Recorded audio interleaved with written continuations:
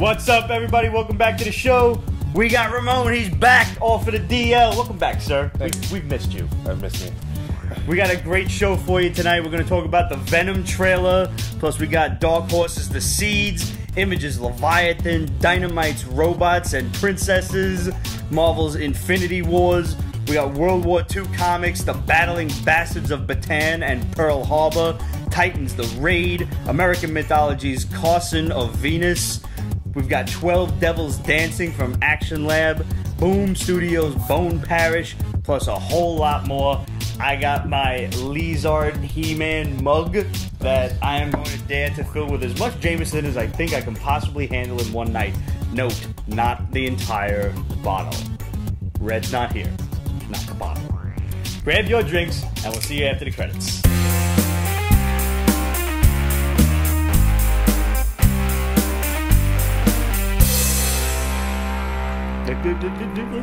Love that sound that it makes. It's a devious sound. I'm only going a little bit at a time. I'm not gonna try to be stupid about it because whiskey left over like overnight tastes horrible. She says drink responsibly. Is she on? Yes. Yeah. No, I am, Liz. I am. She scolded me. She scolded me. Don't make yourself sick. I'm not, Liz. Don't worry. So, salud, guys. You know you're going to want your very own customized Lizard glass, no matter which character it is. For me, I mean, she knows I love He-Man, and this was an absolutely awesome present. I'm going to just, got a couple of shots worth of whiskey in there. So just a couple, yeah. Here's to your health. She says salute. A teaspoon of medicine makes the evil go down. What? Yes, I paraphrased. I did. And if you guys want your own Lizard custom painted cup or glass or, you know, wine goblet or what have you, she also paints plates. Begrudgingly, but she does. And well, too. Really well. Check out her Instagram at Leez_art. That's LEEZ_art. And she also has an Etsy shop. There's a link in there for that. So, yeah, if you don't see something that you like in her Instagram or on the Etsy shop, just ask her and tell her the Basement Boys sent you. Seriously. So, Cuz, welcome back, man. Thank you. People missed you. People were asking about you. I missed you. I did. It's not the same. You know, all the other guests are great, but I had the best banter with you after 10 years. My wife told me, like, before I left the house, oh my God, you're going to play catch-up with Pete. Oh. What's my opinion on the James Gunn situation? Oh, yeah, we didn't get yours. All right, I outlined mine last week. I think he did some very stupid, horrible, poor taste jokes. And also just in the joke realm, they were just horrible. They weren't funny. Flat, yeah. But I believe in a person's ability to change and grow and mature, and also, like the criminal justice system, I believe in somebody being rehabilitated. Mm-hmm. And this stuff happened 10 years ago, give or take. I mean, there was a valid point made by our good pal Carol Zara, who is the creator of Alien Toilet Monsters. Yeah. And if you're not following Alien Toilet Monsters Facebook page, I suggest you go and do that. Yes. Because she's always posting really awesome videos and stuff, and opinions on like real world issues and how the toilet monsters would handle this. So it's, you know, it's a pretty funny page and it gets a lot of activity. Yeah, she's gorgeous. She is really, really gorgeous. That's the first priority. And on top of that, she's gorgeous. Yeah, it helps. Yeah. Matters a lot. A lot. She pointed out something I didn't know, because I don't really follow people's storied careers, you know? Mm-hmm. It's all I can do to remember James Gunn directed Guardians of the Galaxy now, yeah. You know? Yeah, I understand. He was a trauma director. Oh. That kind of explains a lot. Yeah. I'm still not saying those tweets were funny. They weren't. No, they weren't. And I still stand by my decision. He should not be blackballed from Hollywood, but I don't think he can work for Disney, a company that caters to children. Disneyland is for kids. Yeah. And you're talking about diddling little boys and girls. I absolutely believe in forgiveness. I think he should still get mad jobs. He's a great director. Guardians, I loved Guardians 2. I don't think he can work for Disney. I'm sorry. I agree. You can at me with all the hate messages you want. I don't care. It's a, you know, it's just the way it goes. It's a big picture thing for Disney. And that's bad press. And also, considering there's rumors of other directors doing stuff. Pizzagate is a thing. And you know, and Disney's probably afraid that this is just the beginning of more stuff in his past. Right. And it's a shame. There's a lot of really weird, creepy people in Hollywood. And if you really delve into the Pizzagate conspiracy, you find new and wild information about it. And you know how much of a conspiracy theorist I am. And we are getting to the Pete's conspiracy theories extras. Oh, geez. Ramon is probably going to want to be far away from that episode. Far. I'm at this point hard pressed to find somebody to do it with me. But I got a good idea of who I can bring. Jesus. Yeah, and I know some really scary people when it comes down to it. I just really shouldn't have free access to the internet is the problem. I think that's what it comes down to. What did you think of the Venom trailer? All right. It's good for what it is. Okay. Which is a premature character getting his own movie without the main supporting character to be along with him. Well said. It was not scripted in any way, and I'm going to draw on one particular word that you used, and that was premature. That is a really good description of this. I think the Venom trailer made this movie, like, compared to the first one, which, like, the CGI was clearly not done, and these things, like, he's, like, falling like this, and you can just practically see the draw lines behind him, and the symbiote comes out and whatnot. This trailer looked great. I love the voice. I love it like a voice in his head that he doesn't know what's going on, and then it's talking to him, and I looked at listen to me. You know, I loved all of that. I still see the symbiote still being as, like, still too gooey. It does look gooey. Yeah. But, you know, if you had the Venom toy, it just came with black slime. So, really? Yeah. Oh, wow. Yeah, back in the days in the Toy Biz Marvel Universe figures. Yeah. Came with a big black spider that was like a siphon, and you shot the slime out of the spider. I don't know why it was a spider. Like, it's just a giant spider. But the spider is noticeably missing from Venom's chest, and that's because Spidey is not in it, and we finally have confirmation that, unfortunately, this movie is not connected to the MCU. Does that mean the movie's going to suck? No. Does it mean that it's going to suck that it's not connected to the MCU and it's probably going to be really dope? Yes. Honestly, like, it feels like a half-hearted attempt. It feels like a waste to me to sit there and actually enjoy this movie when it's not currently connected to the MCU, when I still don't know how you do Venom without Spider-Man. I can't reconcile that in my own mind. But that's because I'm a purist. You know, there are better writers out there than me that can make this work. And, to top it off, let's just assume somewhere down the road that Sony gets out of its own way, lets Marvel take complete creative control, and gives them all the characters, and a good writer can still connect Venom to Spider-Man. I don't know how. I'm not going to be the one writing it, though. So, yeah, I think it can still be done. Yeah, it can be done. It's a lot of work. It's not what the fans... It's not what the fans want. The hardcore... The core fans, not even the hardcore ones, want. I think it's Sony being greedy. It's Sony being stupid and greedy.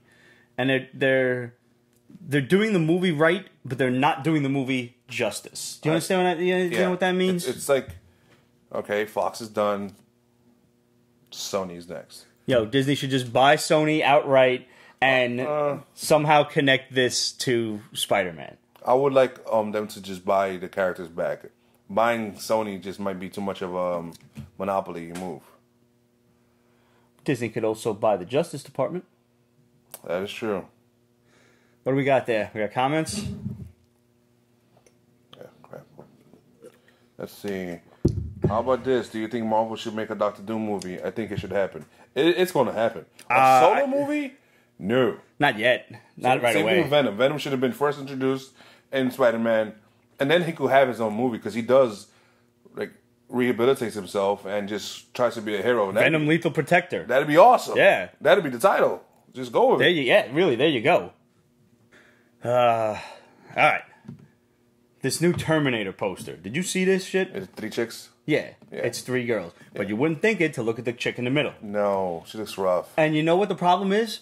I Googled this girl. Did you see what she looks like? She's gorgeous. so cute. Yeah. She's feminine. She's cute. And for some reason, they made her look like this androgynous 15-year-old boy with a bad haircut. Yeah. I don't get it. I don't feel that it was necessary to do to this girl in the poster. Because she's probably not going to... You can't cover up a pair of tits on screen. Or, I mean, I guess you could tape them down or something. Yeah. As far as I'm concerned, the graphic artist that designed this poster should be fired. And as a graphic artist myself, I get to say that with not a qualm, not a fuck to be given.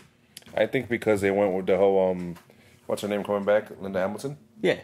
That they want other... They wanted somebody to look like John Connor, got a sex change? There, I said it. Something like a tough... You were all thinking it. Yeah.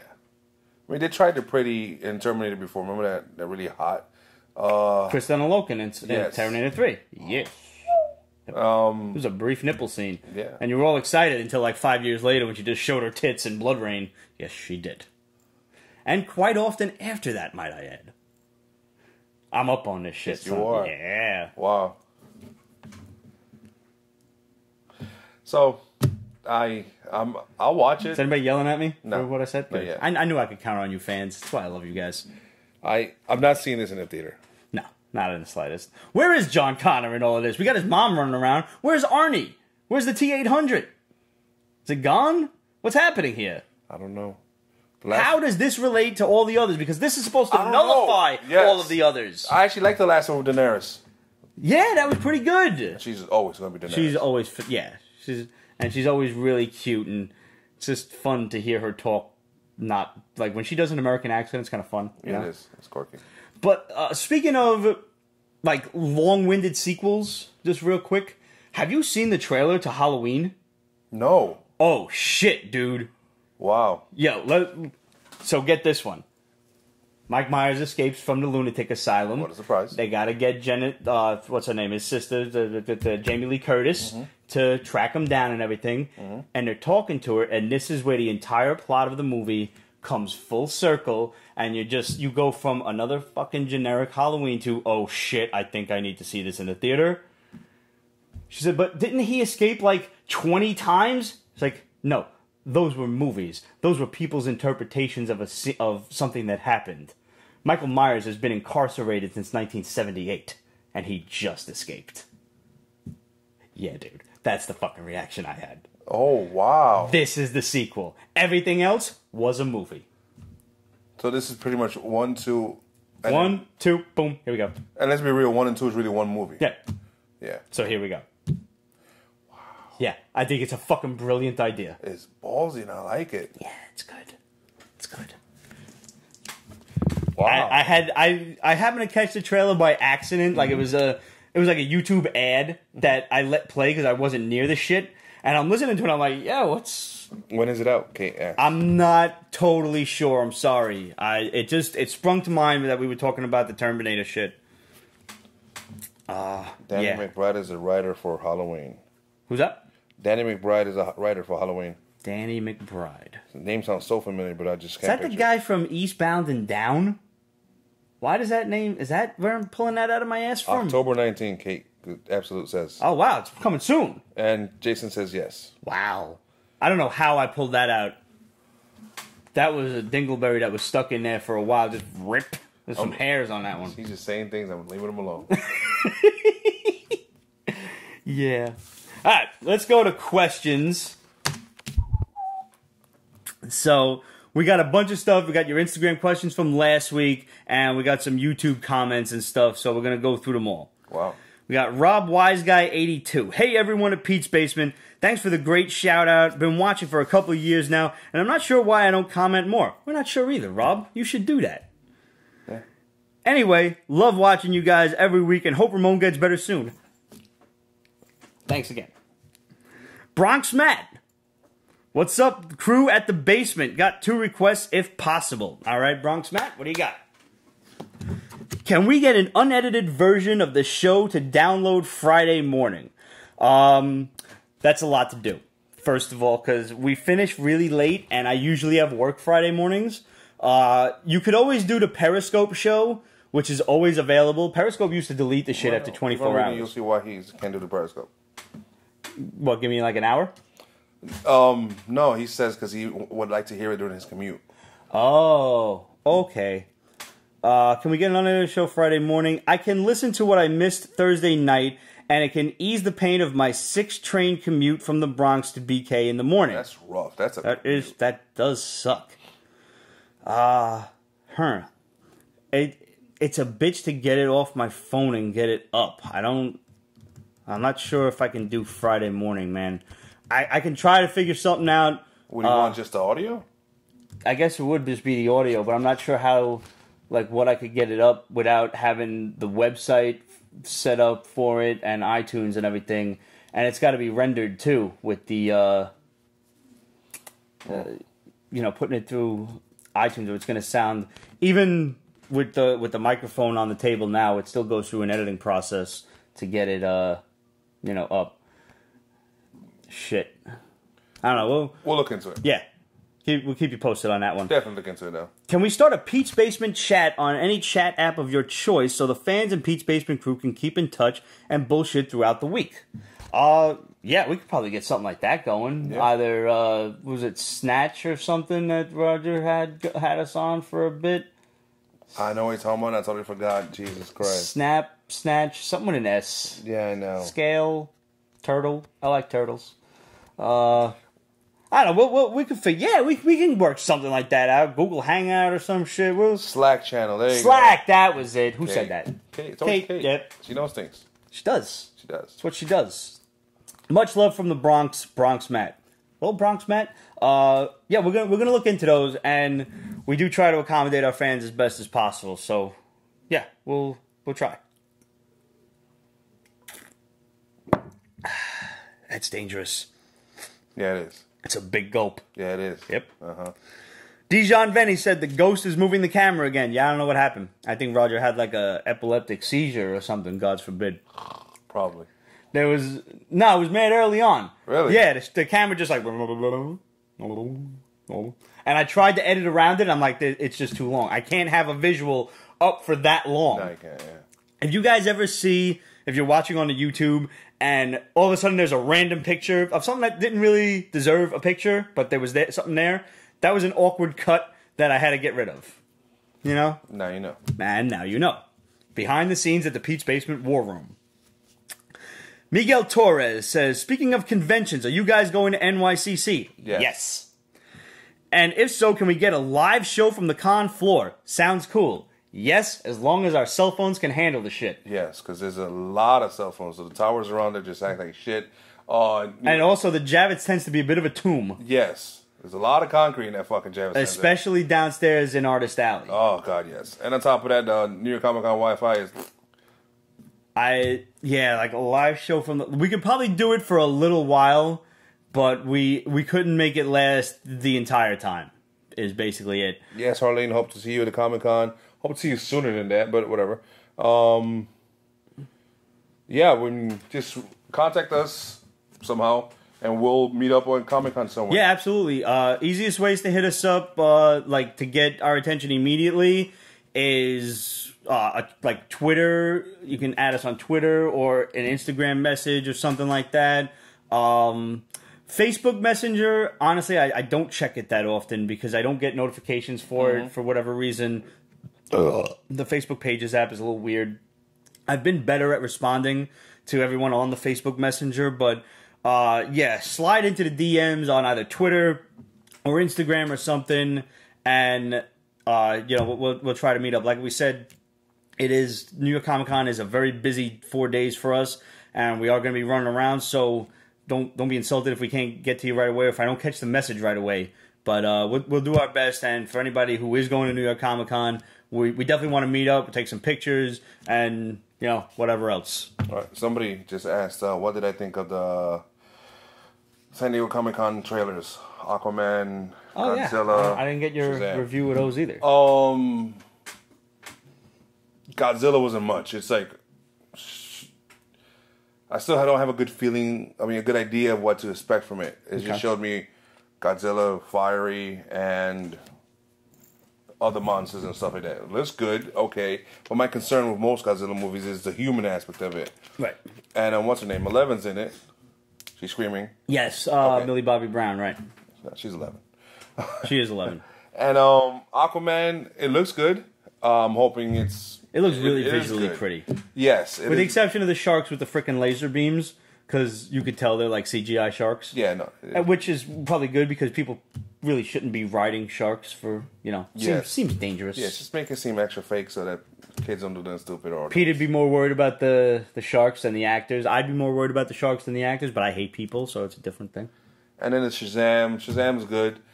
It looks good. It looks true to its original interpretation. Like 1930s, funny the old little stuff. Kid being a superhero. Was it Fawcett Comics? Fawcett Comics, yeah. Way back.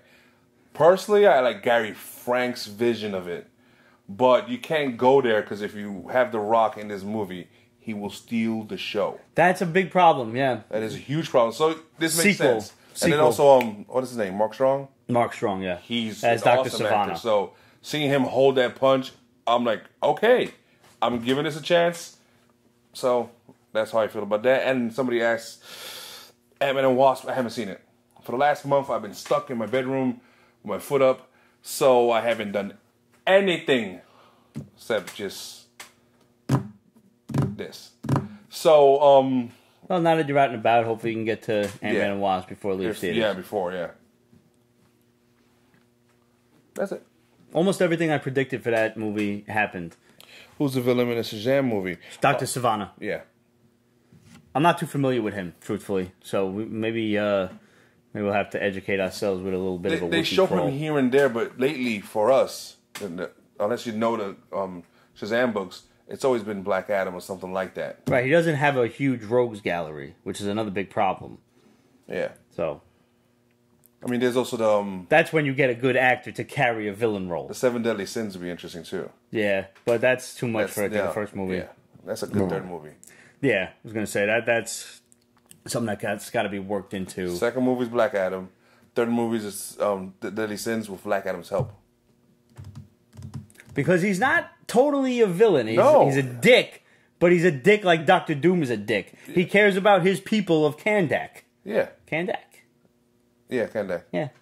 Kind of like Punisher with cosmic magical powers. Yo, shout out to my boy DJ A1 who ran into John Bernthal randomly driving through the neighborhood in New York City. Guess they were just filming and shit, and he was like, "Yo, what up?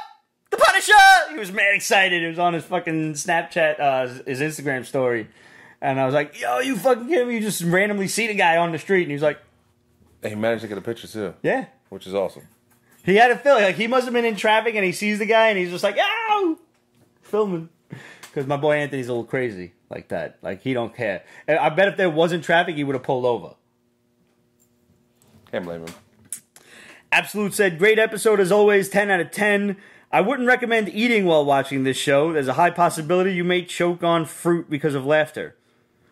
Good for you, eating healthy during the Pete's Basement Show when we encourage not but pizza and whiskey. Good on you. I like to snack on fruit during the day, especially apples. I like grapes. Do you? Or pineapples. Pineapples are delicious. Mangoes are great, but they're such a pain in the ass. Pineapples are delicious, but not on pizza. Whatever.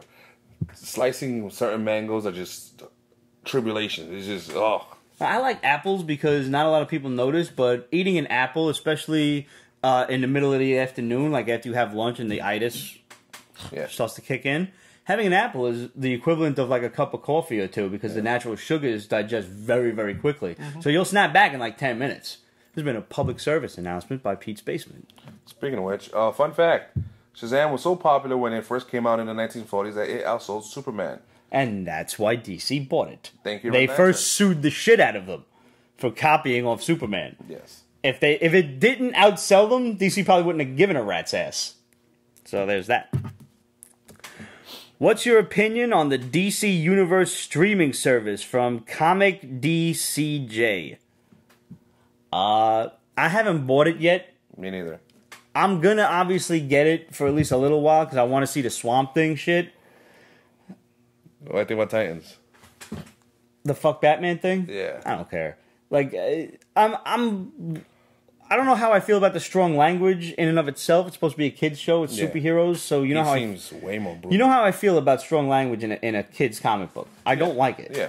I'm okay. I curse like a goddamn trucker who took a boat ride with some Navy sailors, but I'm not saying the Pete's Basement show is for little kids either. Yeah. Unless you want your little kids to learn how to talk like me, in which case they should. I mean, kids should learn at an early age.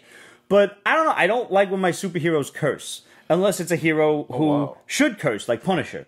So Case is willing to share. But we've also seen Dick Grayson punch Batman in the face in Batman the Animated Series. Yeah.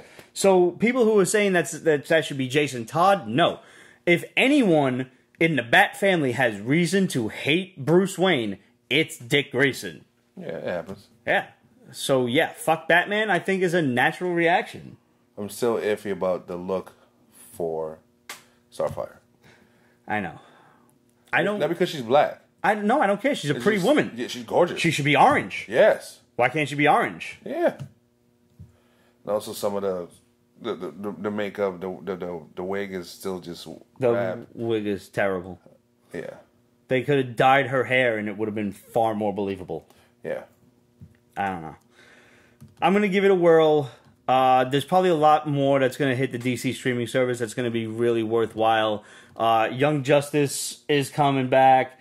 Teen Titans is apparently coming back. If you saw Teen Titans Go, I just saw the end, scene and whatnot. Wait, Teen Titans Go? That little cartoony shit? At the end of the movie, there's a zinger trailer or whatever for Teen Titans. Wait, the ones we like or the new versions? Teen Titans. Okay. Yeah. They figured working the camera and shit, and all of a sudden Robin hops back and there's the rest of the team is like, we think we figured out a way to come back. Yeah. That's good. You seen that in Young Justice? Yeah. Yeah. Well placed. Very, very good. Librarian Kate said, pick your dream casting for Netflix's Lock and Key. I have no idea. All unknowns. Don't have a damn soul that we know. Maybe for a little eye candy with some talent added in, we can get Rose Byrne to play the mom. Okay. Yeah, but I agree. They're all kids. Because you don't want to blow your wad on known actors, when you could put it into the special effects that are going to be needed for this show. Kate, how far into the book are you? I know you started reading it finally. Did you finish it already? All right, 3 words. Game of Thrones. Did we know any of these kids when they first started? No. And now they're huge. They're great. They worked out well. Yep. Just cast well. Be tough. Be picky. Maybe have one person, like I said, that people will recognize. Rose Byrne, or you can cast a kid from, God, I don't know the guy's name. He was Spacker Dave in the Punisher Tom Jane flick. He was the crazy guy in the Tom Hanks Inferno movie. He's all over the place. He was the murderer in Hostiles with Christian Bale. He was the Union soldier that was the murderer. I have no idea what the kid's name is. Yeah. But you remember the Tom Jane flick? He had the blonde-haired kid. And he's like that squirrely guy. He got tortured by the Italian mob. Yeah, he's the one that played Angel. Yeah, he played Angel. He could be the crazy murderer in the beginning. He was also in the movie with... He's a great actor. This guy, Jason Statham. Me? Yeah, he played a hitman or something like that. Really? Yeah. I've seen all of Jason Statham's movies. I don't remember. But, couldn't he be the guy in the beginning of the movie that gets worked on by the spirit in the well? Yeah. Yeah. You want to have somebody famous in it? Real quick, boom, done. He's got a couple of scenes, nothing more. David Boreanaz? Sure. Jason Gopin says? You could have lied to me. I have literally no clue. Name would never have rang a bell. Honestly, who would be good is Skarsgård. For that role? Yeah. Isn't he too tall? I don't know. He's currently doing the Castle Rock stuff. He's creepy in it. The kid who played It. Yes, he's in the Castle Rock on Hulu. Okay. And the one who played It, absolutely. Most importantly, just like Game of Thrones, have the creative team from the book work with the production. You gotta. If you don't, then it's just gonna be a waste. This movie needs to spend its budget on the special effects. Yes. because they are necessary, and you got to make them believable if you want this show to continue. Yes. Because believe me, I want all 7 graphic novels. I want a finite story. I want 1 season per novel. Done. Okay, yeah, they could do that. And then if you want to come back for an 8th and bonus season or holiday seasons or stuff like that, we have plenty of little one-shots. Yeah. Jorge Burgos, we already covered that. Thoughts on the James Gunn firing, then not firing Dan Harmon and rehiring Chris Hardwick. Who's Dan Harmon? I don't know. All right. Chris Hardwick, don't give a fuck. Don't like Walking Dead anymore. So. Oh, I dropped it. Anyways, but in the Hardwick's case, they did an investigation, and they showed that there was nothing sound to it. The whole problem with such allegations and stuff like that is that how do you find evidence of like a guy assaulting a woman, whether it's like abusive or sexually abusive? You know, it's like after a certain amount of time, there's no evidence. So it's like it becomes one word against another. And that's the whole wonderful sticky nastiness of this whole situation we find ourselves in. Situation. Absolute says, you get your hands on the memory wiping device from Men in Black, and you can use it to wipe one bad movie and or horrible comic storyline from existence. What are you wiping out? Brand new day. One more day. The whole... everything more day that is Spider-Man. The whole more day series. Probably the current one on Thor. Really? It's hurt my feelings. That bad, huh? The art and the story is just... You remember when Spider-Man made a deal with the devil, though, right? I was cool with some of that, too. No, I know what... No. The fucking Gwen Stacy fucking Norman Osborn. Oh, the twins! That shit has got to go. I think somebody said that since past. That's the name of it? Good grief. All the X-Men movies. They're not all bad, man. 1 and 2 are good. A certain Fantastic Four movie. What Fantastic Four movie? Exactly. We already use it on ourselves. Spider-Man 3. Oh, yeah, there's some bad shit out there. But we've all watched it, haven't we? Uncle Creepy said, now that Bendis has reign over Superman, what influence, positive or negative, do you think it will take on DC? Negative. It's already happening. Yeah, we're pretty much hearing that... some alien destroyed Krypton. It wasn't like just a natural thing. Or it wasn't even like Brainiac that messed it up. It was another crazy, powerful alien that was just hell-bent on punishing Krypton. So he's just mucking things up completely. And apparently it's not sitting well not only with DC brass, but the fans. And it's underselling what they thought it was going to. Hey, wake up call, DC. Bendis wasn't that popular anymore, and you spent all your money to try and get him.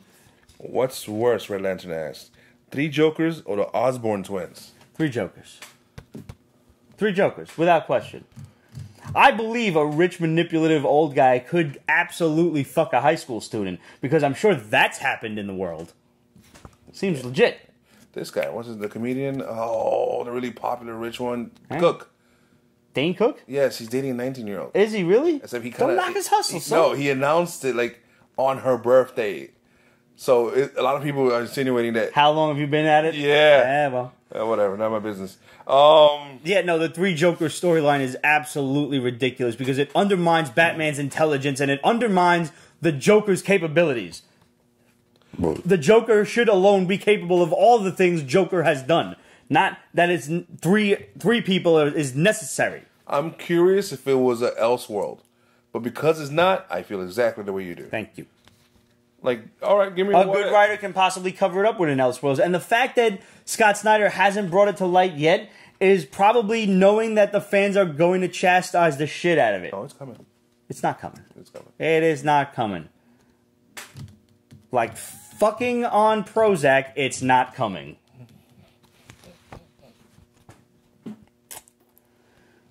Jay the Unstoppable. Does New Mutants and X-Men Dark Phoenix get the FF Corman treatment? Doesn't look like they're happening at this point. They may wind up on Disney's streaming service, but at this point, Kevin Feige's like, these suck. Yeah. New Mutants did not do well at screenings, and Dark Phoenix...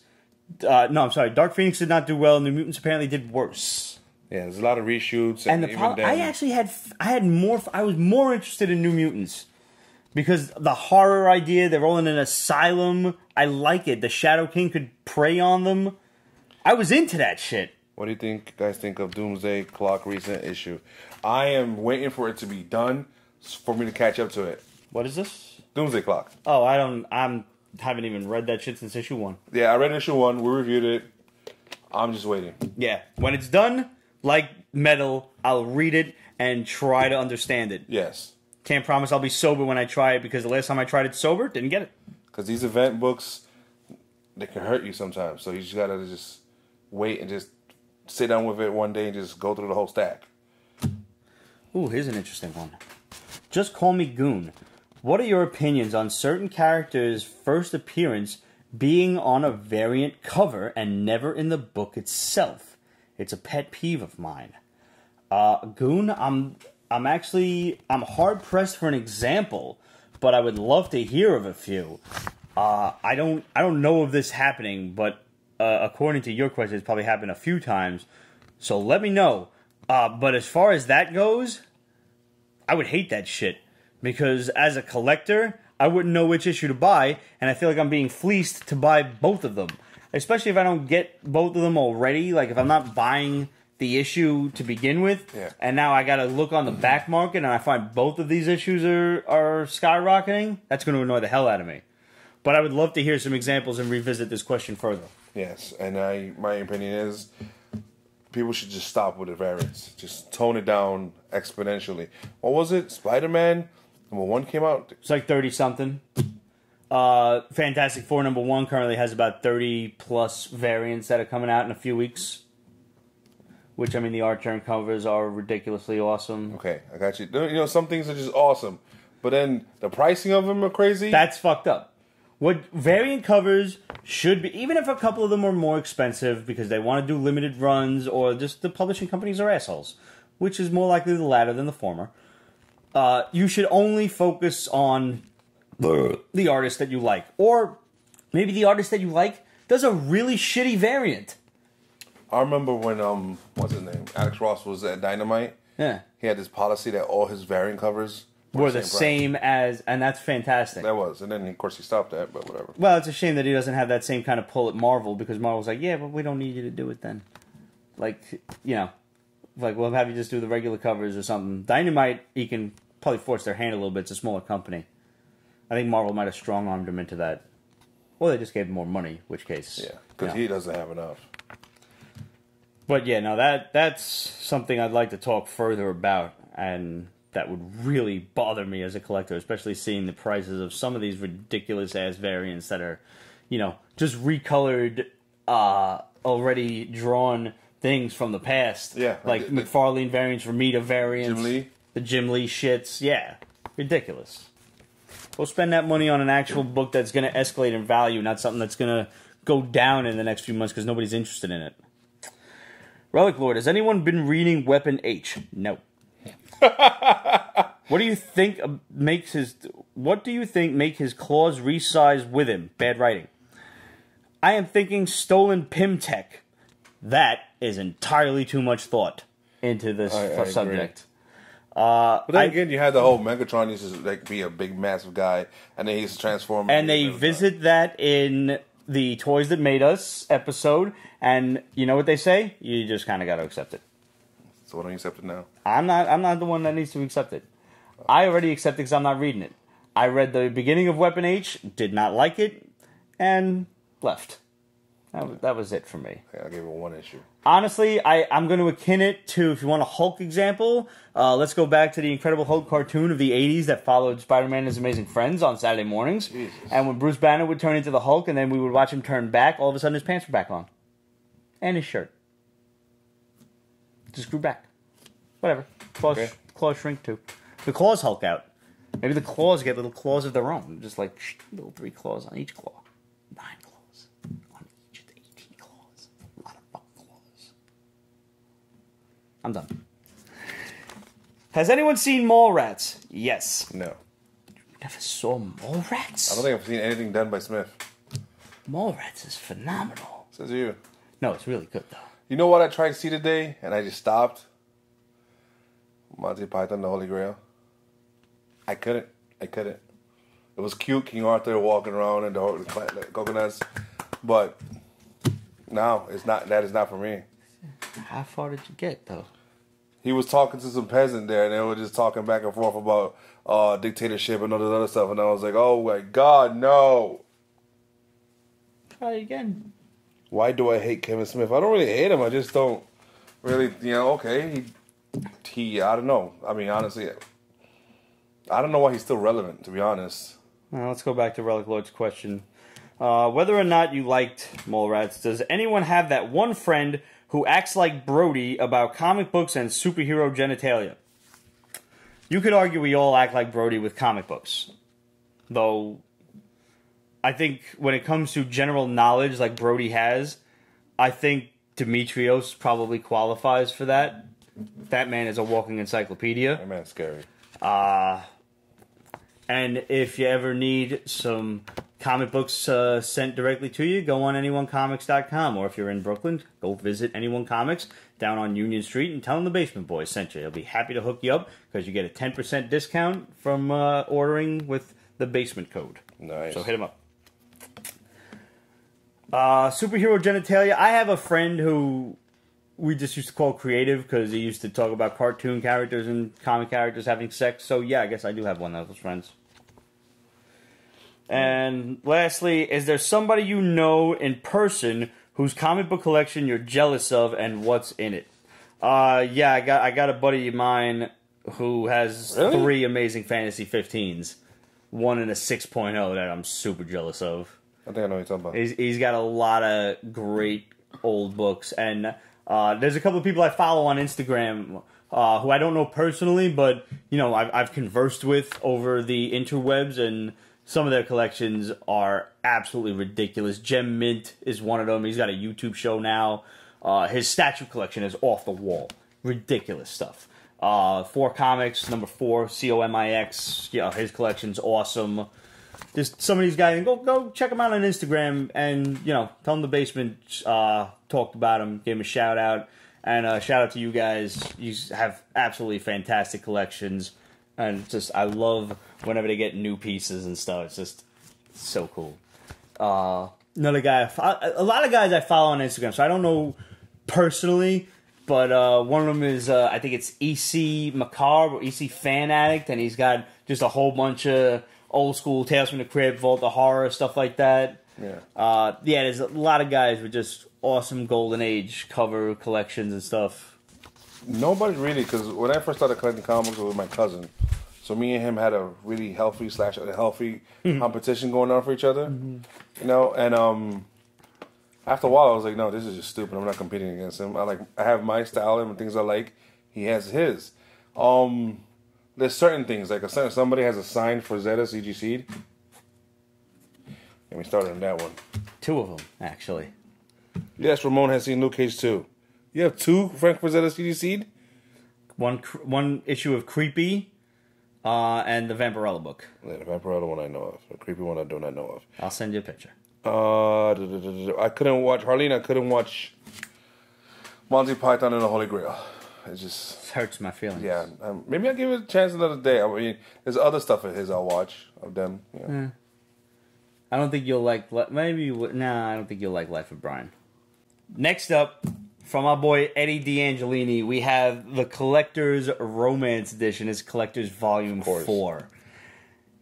I hope you guys are familiar with this, and if you're not, it's about time you get on it. Go follow at Collector's Comic on Instagram. And this is the 4th volume of one of the funniest comic series starring our boy Eddie and his lovely wife Kristen, and all of the fun things that actually happen when you marry a comic book fan. Yes. And to narrow down a favorite is very difficult, but Eddie has grown as an artist. He's adding scenes like this Star Wars on Hoth scene, and he just had a scene in here with him talking to the Watcher. Like, if you look back at the Collector's Volume 1 versus Collector's now in Volume 4, he's even doing variant covers at conventions. People are bringing him blank covers, which is and awesome. I think that's so cool. And I love his style, his super cartoony, kind of deformed, little bit of chibi anime mixed in. Yep. I want him to do a variant cover for me. Nothing. I want to be a collector's character. That's what I really want. Like, next time you do a Kickstarter, man, like I need to chime in on that. I need to be in this comic. Seriously, like, all right. We have a big sale here. Kristen's like, oh, Eddie, look. There's Spider-Man, Thor, Wonder Woman. They're all so cute. And they're obviously looking at Funko Pops, but I guess we couldn't get the license for it. So we just have OP there, which is, you know, the same style, font, and everything. How come you don't collect these? And there is everyone's answer as Kristen and Eddie are buried under a mountain of pops. Help! Please, it's pulling me under. Actually, yeah, forget I asked. That's exactly why you shouldn't collect Funko Pops, because that happens. I started with one. Somebody got it for me. They got me the He-Man one. And now look what's happened. Look what's happened. Have you seen the Knight Rider one?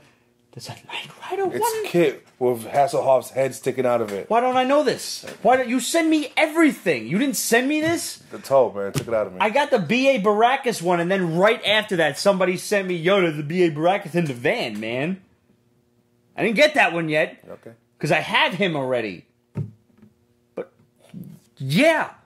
If I get a Knight Rider one, then I can warrant getting that one. Then, if we get Roy Scheider and Airwolf, Funko, are you listening to me? I can have all three of them. That was my 3 hours on Saturday afternoon, man. Yeah, that was crack right there. Punisher War Journal entry. He's tracking a killer all the way. It's like, Frank, hey, are you trying to finish the pumpkin pie by yourself? I told you I work alone. And that is like, you know you're married or you're dating if you gotta hide food in the back of the fridge from your significant other. I love that he brought in the guy from Metropolis Comics for one of the conventions. And if you guys are familiar with any comic convention anywhere ever, you're familiar with Metropolis Comics. He's like, wow, Action Comics #1, Detective Comics 27, Fantastic Four #1, Amazing Fantasy 15. You have every first issue ever. And yes, they do. They're all under glass, and they're all amazing looking. He's like, I bet you have to clean off the drool from the glass all day long. Cleaning off the drool is easy, he says. Cleaning off the middle-aged fanboys is a totally different story. They're all just like asleep and worshipping the glass. Yeah, and no. like, if you've ever passed Metropolis Comics, I bought a few things from there. Nothing ranging on that price or anything, but yeah. Basically, Collectors is the fun, true life adventures of your average comic fan. Married to a lovely woman, and the things that she has to put up with from him, and she kind of got the cream of the crop there because he has really extra dorky friends, and sometimes she has to deal with that too. So, God's bless you, Kristen. And Eddie, you got a great book here. Guys, if you want to grab hold of this, go on collectorscomic.com. If this is your first foray into collectors, you can pick up any one of them because they're like Sunday Funnies comics. It's just like a couple of panels and you're done. Any one of them is jump on friendly. You're going to want to get them all though because I guarantee you're going to fall in love with these characters. It's just absolutely amazing. One of the funniest things I've had the privilege of reading, and Eddie posts new episodes, I guess, on his Instagram and on the Collectors Comic Facebook page, and all the info is right down there. So go and give him a follow, and if you say hi, tell him the Basement Boy sent you. Next up, we got a shout out to our boy Jay the Unstoppable and Unstoppable Comics. I got my Kickstarter stuff in the mail. Got my Dragonstorm trade paperback, my Shield of the Interceptor trade paperback, and Unstoppable Origins trade paperback. Thank you, Jay. I haven't read these yet, but I am going to real soon. Oh, and I got this really awesome entire pack of Unstoppable Comics trading cards. I have always wanted to do trading cards, like basement trading cards. So, Jay, we're going to have to talk about this a little bit more on how you got hold of the trading cards, because that is really awesome. Jay's going to be on the program next week, Actually, Really? yeah, if scheduling holds, he will be on Friday with us. So look forward to that. And we are going to meet up with Jay at New York Comic Con. He's got a booth. I believe, oh God, I'm forgetting the number. It's like 938. Same one as last year. I might be saying it wrong. It's the same one for several years. Yeah. But whatever it is, the correct number is popping up right now. And for you guys listening to only audio on iTunes, sorry, we'll have the correct answer for you next week. Yeah. We're only human at the Basement Show, and at least half of us are drunk. At least half. Yeah.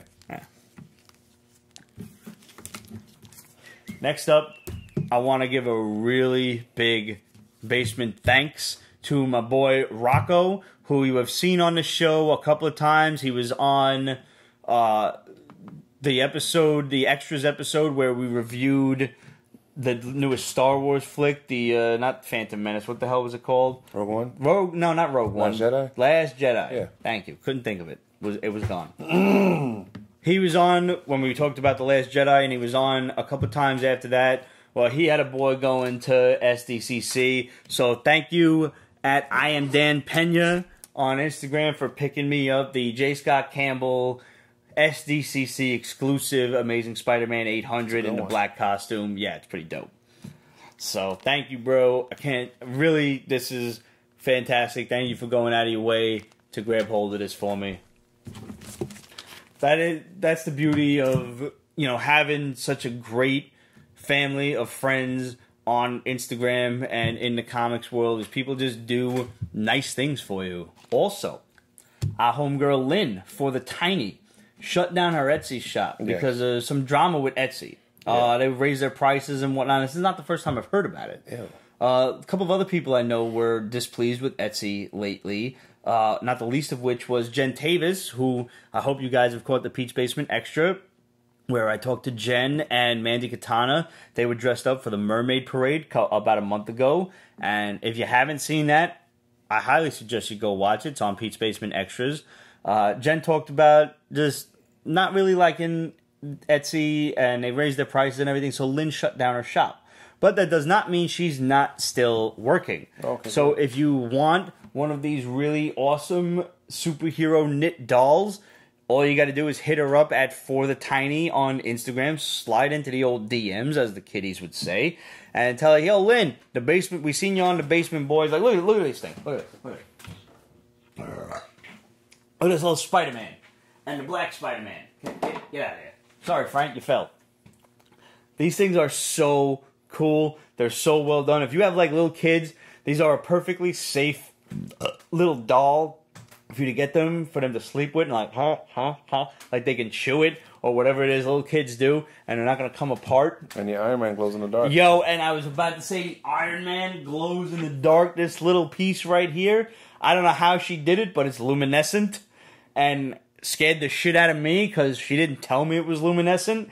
And when I came down here, I see this little green light glowing from the Pete's Basement table, and I'm like, oh, the ghost has figured out how to communicate. Okay, that's nice. Yeah, that was a lot of fun. I didn't turn the light on until the next day. I just left. I'm just leaving the basement to the ghost for that night. Whatever I had to do wasn't important. You felt it. Yeah, I did. You've told me. Yeah. Yeah, I know. Makes me. All right. Now, where are we going? Comics? Yeah, let's actually talk some comics. That's kind of what the show's all about, right?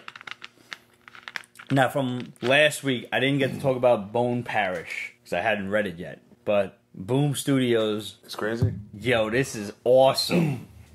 You never notice, when Boom doesn't hit the mark, they miss. Yeah. But when they hit it, it's like Robin Hood shooting that one last arrow in Men in Tights when it blows up the target. Yes. This is dope. It is. So you've got this new drug on the streets that's in a little cocaine baggie, and it's called ash. Yeah. Presumably, it is the ashes of dead people, because that's how it's made, along with some crazy occult shit, because they're digging up people who are scholars, poets, maybe even sorcerers, and all kinds of different talented people And they're bringing, like, skulls back to the house for this one little girl.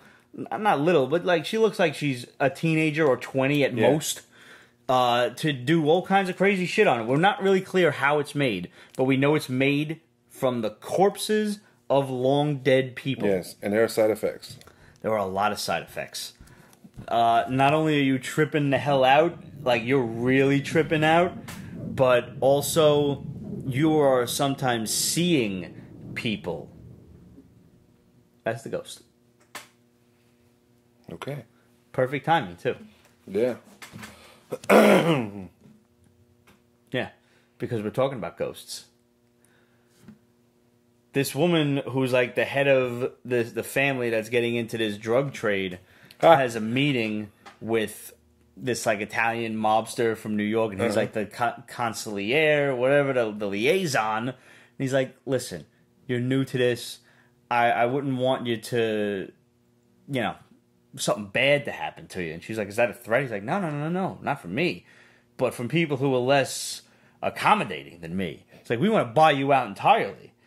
But at the same time, the little girl is like, yo, we can't get into mass production right now. Like, one of the sons wants to start mass producing and distributing and everything. She's like, I'm the only one making this. And at this point, they're robbing graves, and this is, you know, kind of making news. Yeah. Like, mass grave robberies are going on, so, like, we can't mass produce. You can't get involved in this. Like, we just... This is probably going to be turned into a poor decision in the first place, and I'm eager to find out not only how they got started with this, how they discovered that this could happen, but also how it became a drug trade. You know, like, you could figure out that you can talk to spirits, and you keep it within the family. Yeah. Whose idea was it to make this public? You know? Because I didn't realize it, but the big twist is that the mother is using it as well. Yes. Didn't figure that out. No, me neither. That was a very Sixth Sense type of thing. Mildly cliched, but also, oh shit, wow, like the Sixth Sense, I don't care if you saw it coming, I didn't see it coming. That was a surprise. Bruce Willis was dead? What? I didn't pick up on any of that. I also didn't pick up that fucking Kevin Spacey was Kaiser Soze. I didn't get that. Bruce Willis, I thought there was something funky there, so I wasn't that surprised. Uh-huh. Yeah. Yeah, this book is really awesome, and I highly recommend that you get a hold of it. It's from Cullen Bunn, which shouldn't surprise anyone because the man is a master of horror. Suspense, thrillers, he does his shit right. Dark Horses, The Seeds. This is a weird book. It is. This is like one of those, like, not 5 but 10 minutes into the future kind of things. Yeah. There's a wall built up somewhere, which is reflexive of American society now. Yeah. And there, on the other side of the wall, is people who are living a Wi-Fi-less, technology-less life. Yeah. And we don't know how they're getting by. We don't know what's on the other side of the wall. But we have a reporter who really wants to find out. She does. And that's only half the story. On the other hand, there's this paraplegic woman who is sleeping with an alien. Of course. And the alien, along with his buddies, are collecting seeds from humans. Because humanity is apparently doomed. Otherwise, if they weren't doomed, if we weren't doomed, these aliens would not be on this planet. They're here because their boss told them to be here. Yeah. I mean, it sounds crazy, but it's not. It isn't presented that crazy in the book. It's not. It's presented very well, very structured, and very organized. The story proceeds really well. Like, you've got beekeepers who are like trying to save the world in that one conversation where they're talking about Mao Zedong, I guess, or just Chairman. They call him Chairman Mao. Yeah. So you are to assume it's Mao Zedong, but maybe it's some modern Chairman Mao. I don't know. No, it's Mao. Or he's like, oh well, what was it? The sparrows were eating the bees, so the bees couldn't pollinate the flowers. And if anybody doesn't know out there, bees are kind of endangered right now. And without bees, we all die. I didn't notice either, but you can Google that shit. Bees pollinate flowers and, you know, seeds and stuff like that and whatnot. And somewhere down the chain, we all die if the bees die.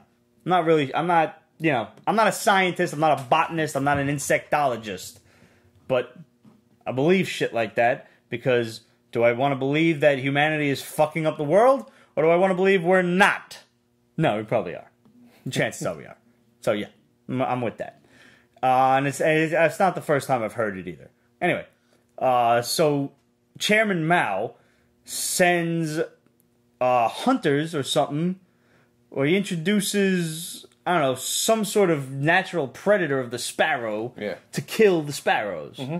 But now that we've eliminated the sparrows from eating the bees, all the other insects that the sparrows ate are swarming. Locusts, mile-long swarms of locusts that are eating all the crops anyway. Yeah. So now we've got these things to deal with. We can't get rid of the locusts, so we have to use pesticides. And the pesticides kill the crops and the creatures anyway. So now we're fucked, and all the humans actually have to go to each flower and pollinate it on their own. I don't know if any of this has actually happened in history, and I only read it today. He did a lot of effed up things. I'm sure he did. Horribly effed up. I'm really sure he did. So I don't know if this is history or what, or if this is just somebody making up some far-flung history. Either way, sounds pretty horrible. And we wouldn't want that to happen.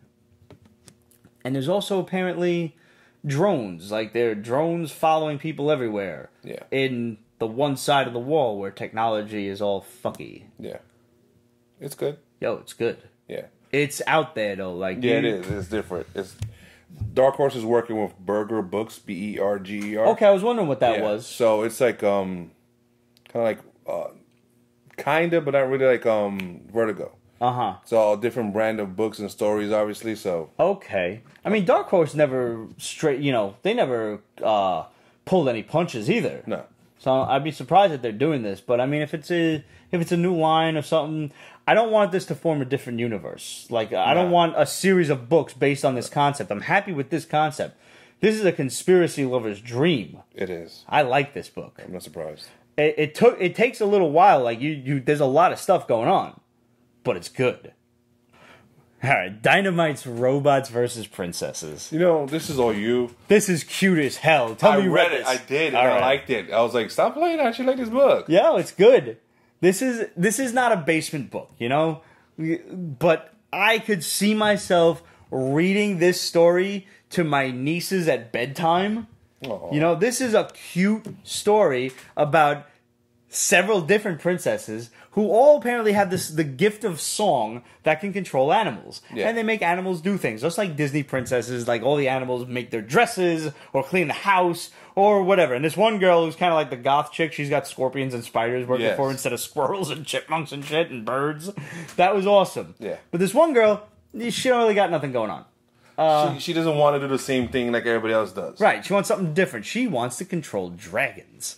So she wants to go out into the Forbidden Woods, as princesses are wont to do, because it's something different. Mm-hmm. But what they don't realize is the world is a lot bigger than they think. And outside of their own happy little kingdom, there is a war going on with Centurion robots, and it's basically Autobots and Decepticons, but we've got Roman Centurion machines, and we've got Decepticon robot things.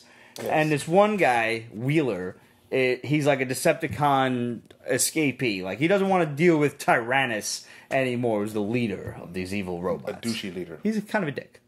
It's like, go out there and, you know, kill everybody, kill this, kill that, and if you don't kill anybody, you get killed yourself. That's like their motto. So this guy wants to escape, and he gets captured by the Centurion robots. And the Centurions, being the benevolent souls that they are, he's like, well, what are you doing here? It's like, I've had it with Tyrannus. I get kicked, punched, beaten, all because like I don't want to do what he's ordering us to do anymore. So I'm gonna go into the Forbidden Zone, like over the wall into the woods. He's like, nobody's ever gone there before. He's like, well, I'm gonna be the first because I can't take it. It's better than staying here. Whatever's over there is better than staying here. So he's like, all right, I'm gonna let him go. And his like right hand man's like, are you sure? He's like, yeah. We've never seen what's on the other side of the wall. Maybe somebody should investigate this. Go ahead. So he goes on the other side of the wall, and there's this princess, happy-go-lucky, through the forbidden forest. And she's singing her little song, trying to attract some dragons. And all of a sudden, the magic of her song changes this robot into a robot dragon. Yes. And that's it. Yeah, she's like, all right, I can change you back if you agree to be my pet dragon for this whole princess contest thing we've got going on. It's a super cute story. It is. The artwork totally matches. It does. It does. It is like... It's like straight up like Disney style art, but carried into a comic book. It's very well structured. You immediately get a feel for the characters. They're you know, it's pretty faces. The robot's got like a very like kind of that sidekick face, you know, like with the dumb expressions and everything. Yep. You've got the hero, you've got the evil tyrant of you know, warlord and everything. There's a lot of things working in this book, not the least of which is the argument that goes on with all four of the princesses. Yes. It's like, you let her go or I'm telling the queen all about how you leave with your betrothed's squire stable boy at night. Yeah. He's like, okay, fine. Oops. He's like, so everybody shut up so I can get some sleep. It's good stuff. Yeah, it really is. You know, we've said this before on the show. If you have a young, almost adolescent daughter or niece or something like that, I would say I would put the ages of this at anywhere from 6 to 13. You know? Mm-hmm. Because there are some jokes in there, like the one you're escaping with the squire stable boy, whatever. Yeah. That might go over a 6-year-old's head, but for a 13-year-old, that's going to be friggin' hilarious. Yep. So yeah, absolutely stellar stuff from writer Todd Matthey and art by Nicholas Chapuis. God, I hope I said that right. Sorry, Nick. Just in case I didn't. Images Leviathan. We have seen this advertised like for the last 2 weeks. Yeah. It's a big-ass Godzilla type of monster just rampaging through the world. Yeah. What you find out in the book is that it was summoned by a bunch of drunk idiots at a party. Yeah. While a few other drunk idiots, one happens to be named Ryan DeLuca, no relation. I got nobody named Ryan in my family. There you know. But that obviously drew me into the story. Of course. So they're out getting beers, and all of a sudden, boom! Straight out of nowhere. Big old explosion. Here's the monster. Yeah. That's all the plot I need. Now the monster's wreaking havoc. And killing everyone that summoned it. Yes. Including Homeboy's girlfriend. Mercilessly. Mm-hmm. I like the artwork. I think it fits really well. It does. You didn't care for it? I mean, I didn't hate it. Okay. But I don't know if I'm going to pick it up next month. All right. I had a lot of fun with this one. Yeah. And it wasn't just because dude was named after me or anything. The silliness of the artwork, the president's like right-hand man was like, no, the president says it's okay. And the president's like, and it's literally... has no idea. It is literally... It's the president. Yeah. And his room is worth looking into the book just for that. Yeah. That's funny. That was. Did you catch like the kitty clock with the swinging tail? No. Oh yeah, there's a lot of stuff going on in the room. Okay. Did you catch the man hands? Yes. Okay. That was funny. This is like one of those Rob Gilroy Chew kind of books where you want to look all over the place. Yeah. Look at the panel. It's funny. Who tells the general of the armed forces, no, get out, like, it's time. Get out the war mechs and blow this thing to Kingdom Come. Yeah. And they've got just all, like, kaiju monster hunters just waiting for this one thing to happen. So the guy, Ryan, decides he's got to go save his girlfriend. And he runs into his girlfriend fairly easily. Because assuming she's going to be running away, he's running toward her, they'll run into each other in the midst of an entire city. Mm-hmm. Yeah, sure, why not? Well, he only went a couple blocks from here. Yeah, fair enough. So, she tells him, no, this was all, like, Goth Nick's idea. I love how they the nicknames for people. And she's like, no, like, we were bored waiting for you to come back with the beer, so we summoned this thing. And it goes through, like, how it killed everyone else at the party. Or mostly everyone else. But at this point, and I think Greg would be really proud of this, his black friend, who he's on the mission for beer with, he's like, we gotta go save Vivian. He's like, nah. It's like, what? But you're my friend. No, dude. We're not running toward the big-ass monster. I'm black. I'm gonna die first. That's how this works. I'm out. Yeah. And he dips. Well done, sir. Seriously. Well done. Know your stereotypes. Know that all stereotypes are true. That's why people hate them. And just like the fat defeat your stereotype. The fat girl that couldn't run fast got stepped on by the monster. Understandable. It happens. That's what's going to happen. What's that old expression? If we run into a bear in the woods, I don't have to run faster than the bear. I just have to run faster than you. Sure. I really enjoyed this. This is like my brand of dark humor. Yeah. Okay. So I'll keep you posted on this one. I really did like this one. Next up, we have World War II Comix. They called themselves the Battling Bastards of Bataan and Pearl Harbor, the Day of Infamy. Everybody knows the story of Pearl Harbor. Yep. This is structured just like the Zenith Press books, where you've got a couple of lines of dialogue and a relevant photo, an image drawn by the artist to go along with it. This is awesome. This reminds me of the other books. The Zenith Press books, yes. Yeah. There's not as much detail in those because obviously those are longer. Those are graphic novel length. This is a comic book length. So I got a lot of information about Pearl Harbor that was really relevant and really informative. And if you're a teacher or something, this book is going to come in real handy, because I think kids are more receptive to comic books than they would be a textbook. Midway's coming in September. Yeah, no, I'm really enjoying these. This one, like I said, everybody knows Pearl Harbor. I have never heard of the Battling Bastards of Bataan. Me neither. This is the American Army and the Filipino Army in World War II on the Bataan Peninsula versus the Japanese Army. And basically, they lost miserably, but not without a fight. You've got basically 75,000 troops that surrendered in Bataan. I learned all this from this book. Wow. 75,000 troops that surrendered in Bataan to the Japanese military, and a quarter of those were Americans. The rest were Filipino. And they're fighting, for their home, basically, that's being invaded by Japan in World War II. All under the command of General Douglas MacArthur. Yeah. Pretty much when the American top brass realized that this is a losing battle, they got McCarthy out. Yeah. MacArthur out. But he said he'd be back. He said he'd be back. He wasn't back. Not by a long shot. So when he left, they kind of swirled him out in the middle of the night, like with his family and a few chosen officers, because it was essentially a death trap.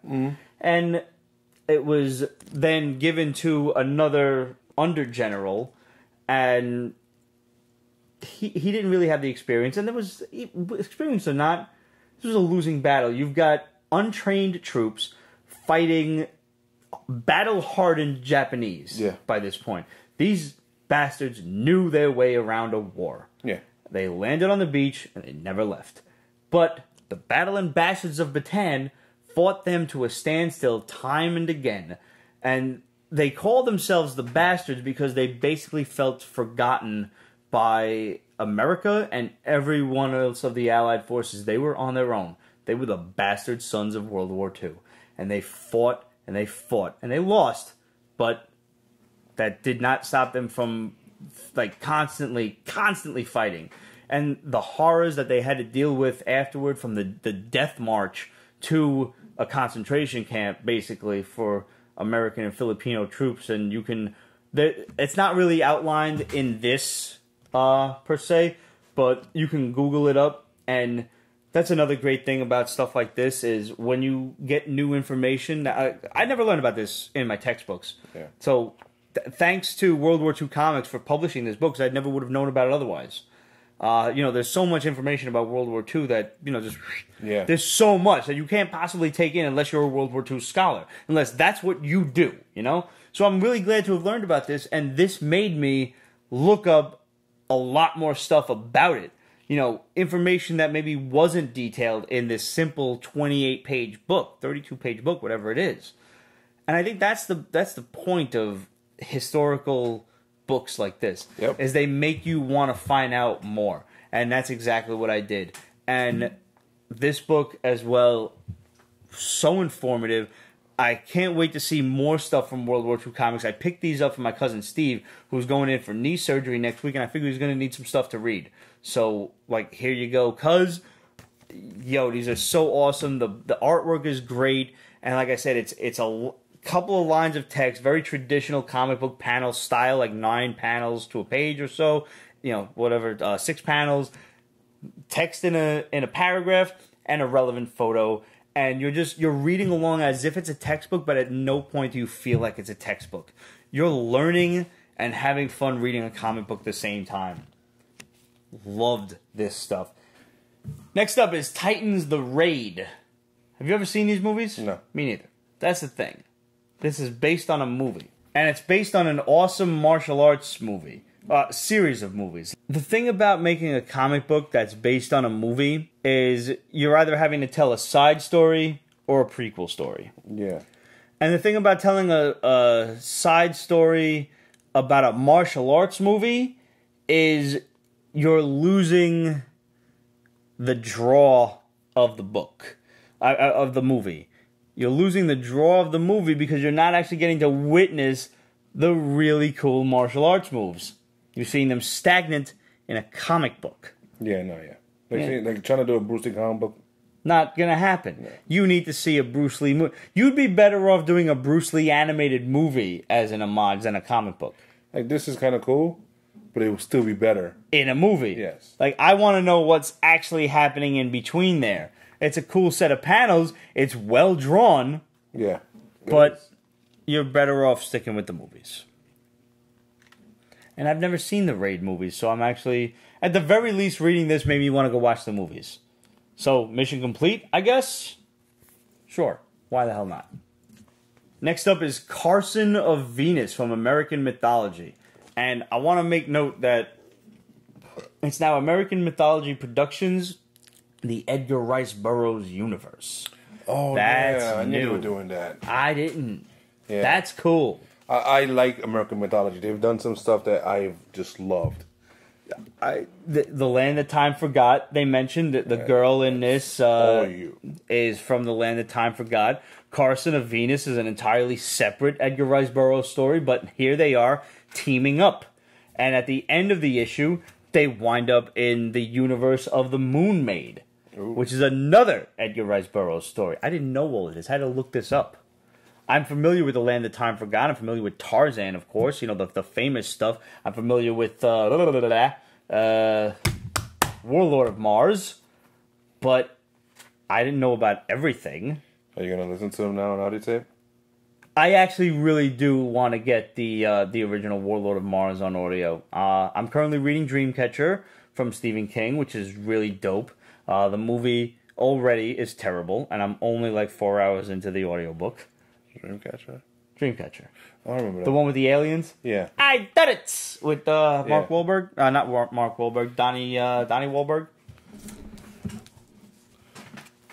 This is going to... See, you remember when Dynamite tried some shit like this with all of its different characters? Yes. The fact that Edgar Rice Burroughs... Edgar Rice Burroughs wrote all of these different characters, and now they're teaming all of them up. Instead of just a bunch of Dynamite properties that are teaming up, I'm more interested in this than I was in the Dynamite series. So I'm going to give this a whirl and see where it goes. I really enjoyed this. I'm not up on The Land That Time Forgot. There have been 2 volumes so far that obviously you don't have to catch up on to get into this, but my OCD demands that I catch up on to get into this. Because like there's an ending story because they're talking about Antarctica and islands that were discovered and things like that disappeared, and that was the Land That Time Forgot, and now they hang glided off the island to try to get to the ship, and then they disappeared and they ended up on Venus. What's happening? It happens. Yeah, there's just mad portals popping up all over the place. I hate when portals just pop up, yo. This seems bad, you know? Like, you're just walking down the street trying to get to the L train and just randomly step through a portal, and it's, 1940s. Probably be worse for you than me, but whatever. Action Lab 12 Devils Dancing. This came out a few weeks ago, and I finally got around to reading it. This is like a triple-sized issue. Take a look at that. Feel how hefty that book is. Good paper, For too. $6, you are getting like 90 pages of a guy who is investigating a murder that he thought he solved years ago. There was a serial rapist going around, and then there was a series of murders of women. So they thought it was the same guy, just kind of upping his MO.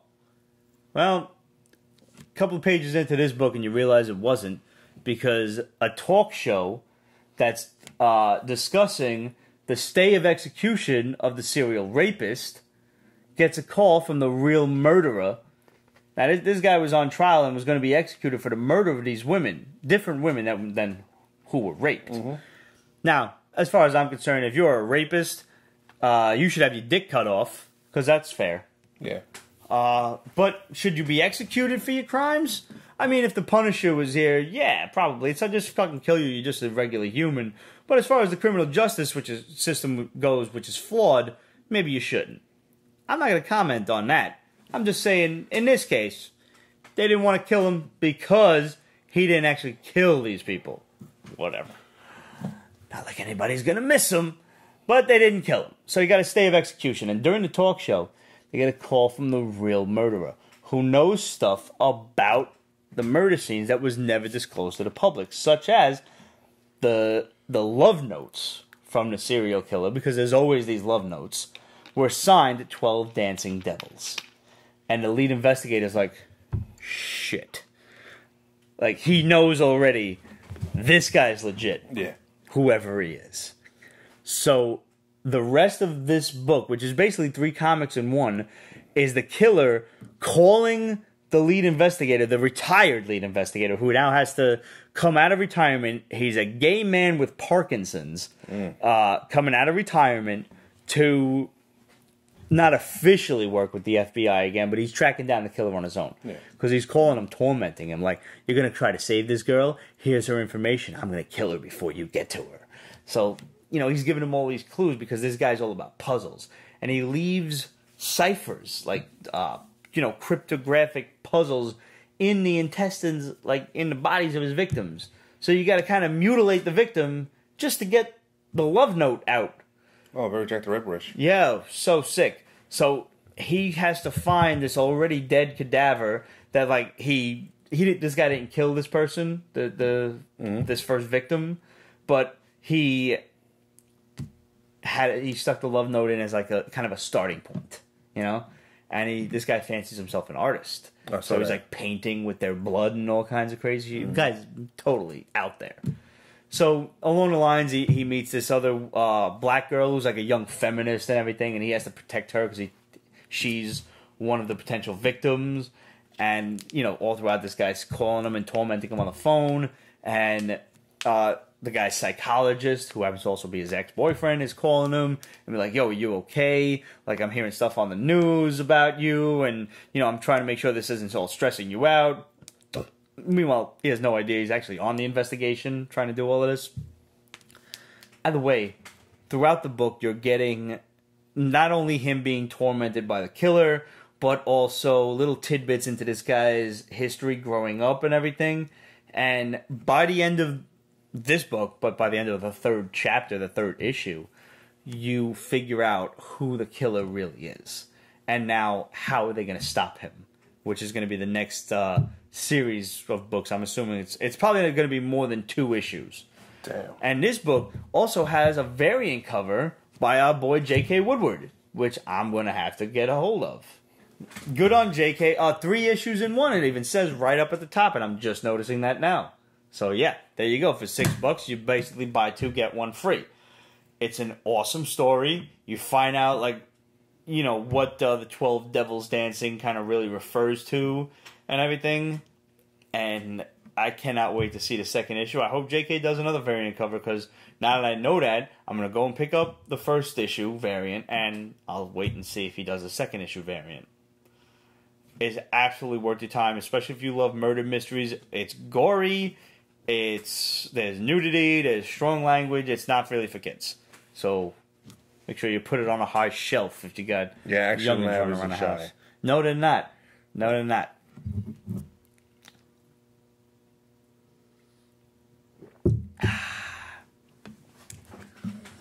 Well, hell, I think that about does it for us.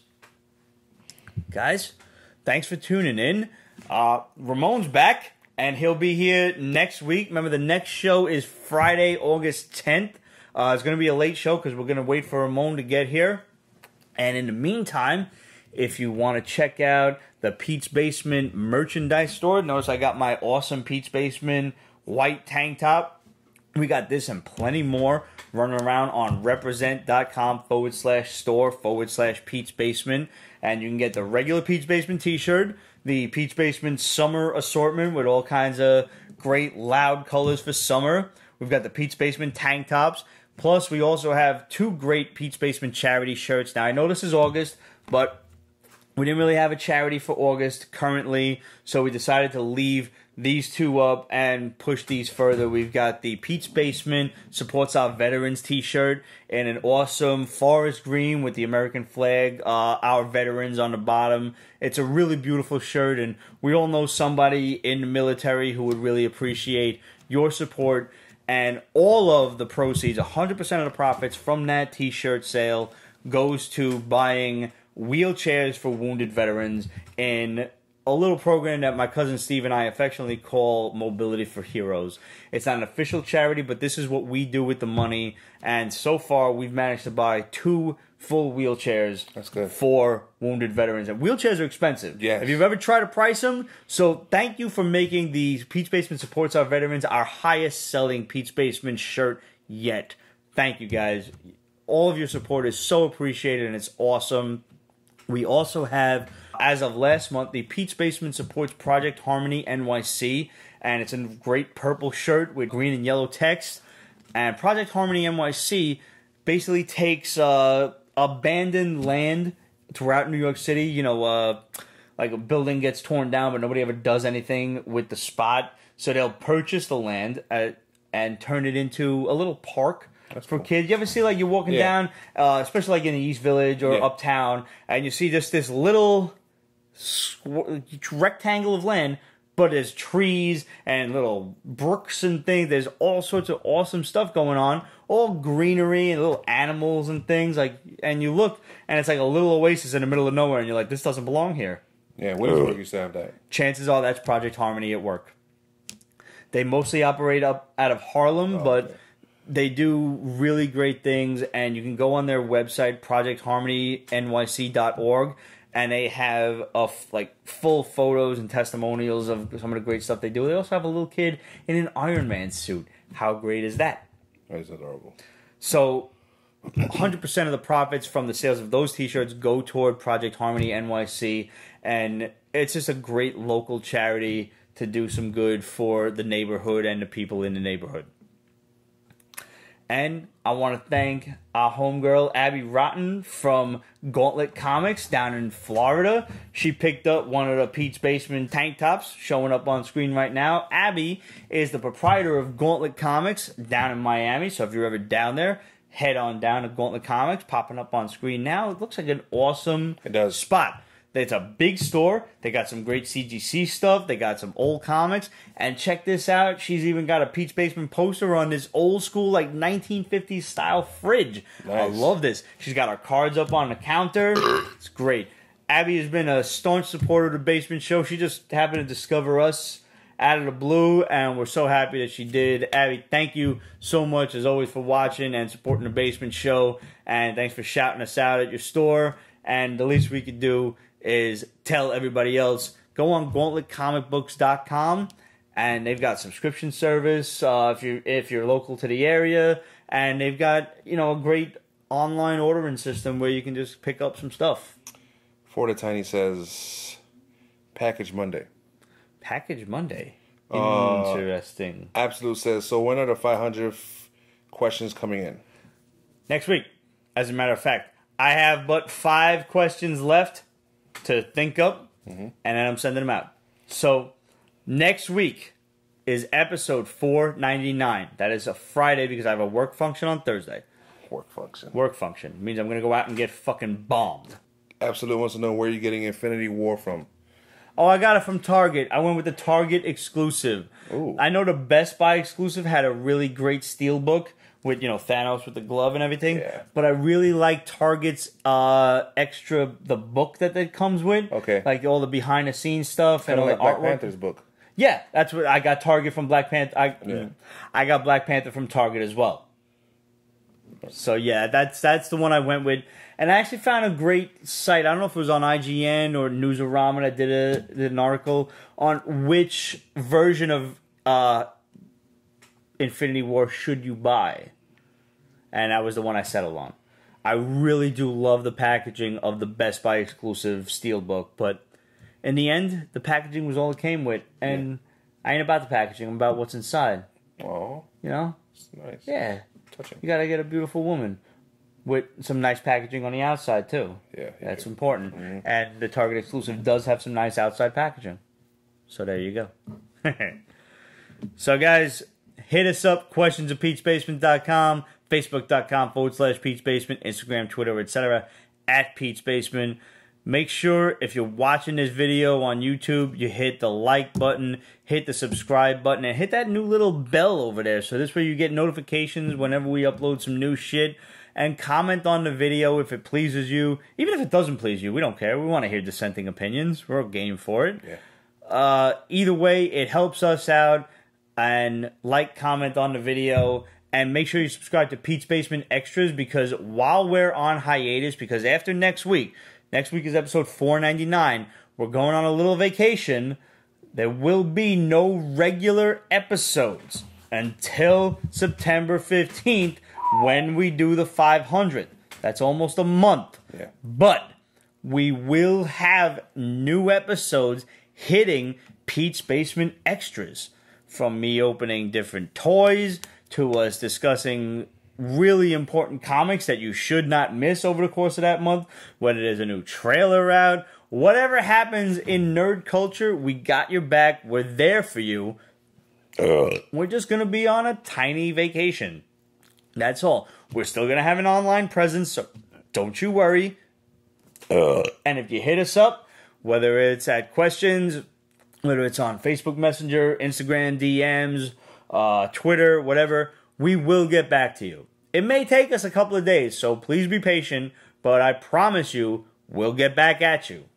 We will. Yeah. Where was I going with that? I don't know either. Yeah. So, going on a little vacation, hit us up.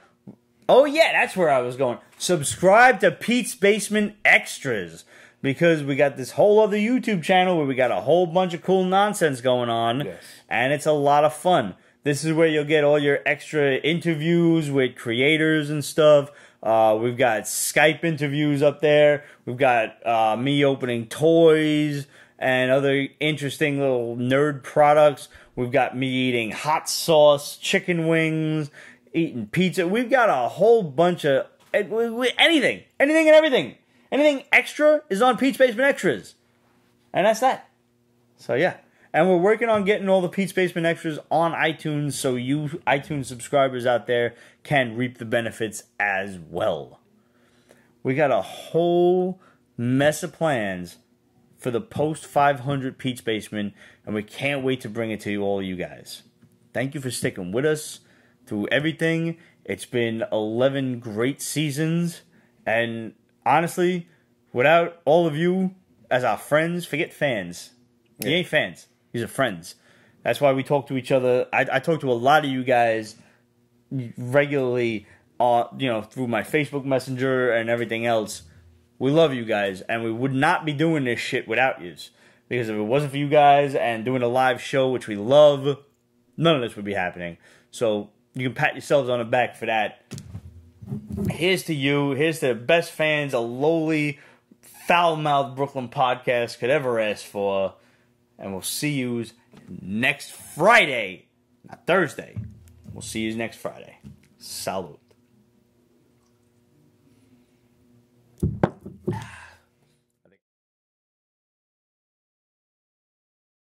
Pete's Basement is copyrighted 2018. Ripped Productions. All rights reserved. So go fuck yourself.